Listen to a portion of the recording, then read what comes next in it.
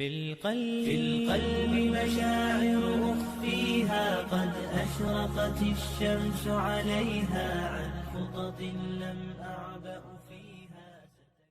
Kita akan mendapatkan pahala kesabaran apabila kita sabar. Jadi jangan terlalu membenci.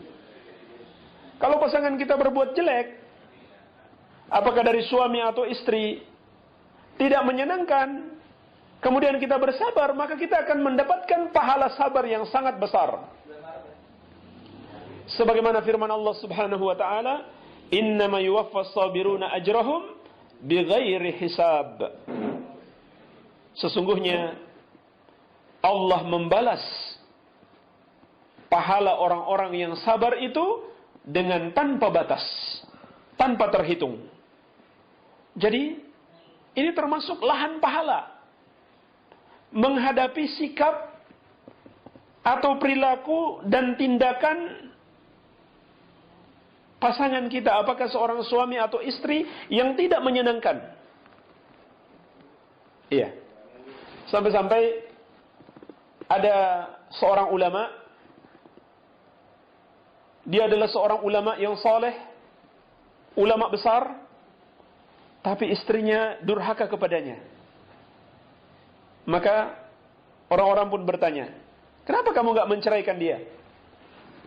Apa jawab ulama tersebut? Saya takut. Kalau saya menceraikan dia, jangan sampai Allah menimpakan kepadaku musibah yang lebih besar. Kenapa jemaah sekalian? Karena dia meyakini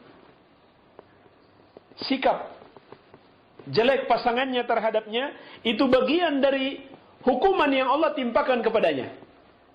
Maka itu adalah kebaikan. Karena seorang muslim itu, kalau dosanya dibalas di dunia, itu jauh lebih baik daripada dibalas di neraka. Na'udzubillah. Jadi ini hikmah musibah. Ini mungkin kebaikan yang melimpah. Apabila pasangan kita berbuat jelek kepada kita, tidak memenuhi hak kita, bisa jadi itu adalah hukuman dari Allah Subhanahu wa taala atas dosa-dosa yang kita kerjakan. Sebagaimana yang dikatakan para ulama salaf dahulu, apabila aku bermaksiat kepada Allah, maka aku bisa melihat pengaruh maksiat tersebut pada istriku dan hewan tungganganku. Maksudnya istrinya jadi tidak taat, dan hewan tunggangannya juga jadi tidak taat. Iya. Jadi ini hikmah musibah. Hikmah musibah sebagai hukuman atas dosa-dosa kita. Sehingga kata ulama tersebut, ini adalah hukuman atas dosa-dosaku. Allah timpakan kepadaku musibah dengan istri yang durhaka. Saya takut kalau saya ceraikan dia, nanti saya ditimpa musibah yang lain, yang mungkin lebih besar. Iya. Kemudian jamaah sekalian, mengapa kita dilarang terlalu membenci pasangan kita? Karena tidak ada seorang pun yang sempurna.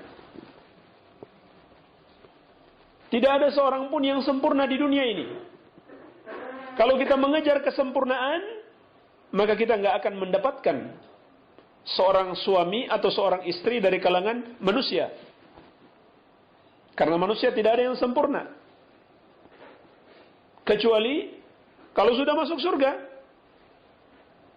Kalau sudah masuk surga, baru disempurnakan oleh Allah Subhanahu wa taala. Tidak lagi memiliki aib, tidak lagi memiliki kekurangan. Adapun kalau pasangan kita, suami atau istri masih manusia, pasti banyak kekurangannya. Pasti banyak kekurangannya. Sehingga jangan selalu kita melihat kekurangannya saja. Ingat kelebihannya. Ingat kebaikan-kebaikannya. Mudah-mudahan dengan itu kekurangan-kekurangannya tertutupi. Mudah-mudahan dengan itu kekecewaan kita, kesedihan kita, bahkan rasa sakit hati kita terkurangi. karena ingat kebaikannya, ingat kelebihannya. Walaupun itu bukan berarti kalau itu kekurangan dalam artian yang masih bisa dirubah, kekurangan dalam perilaku, kekurangan dalam ibadah, bukan berarti kita diamkan. Tetap saja kita berikan nasihat. Kita berikan nasihat yang baik. Jadi, mengharapkan kesempurnaan adalah hal yang mustahil. Kita akan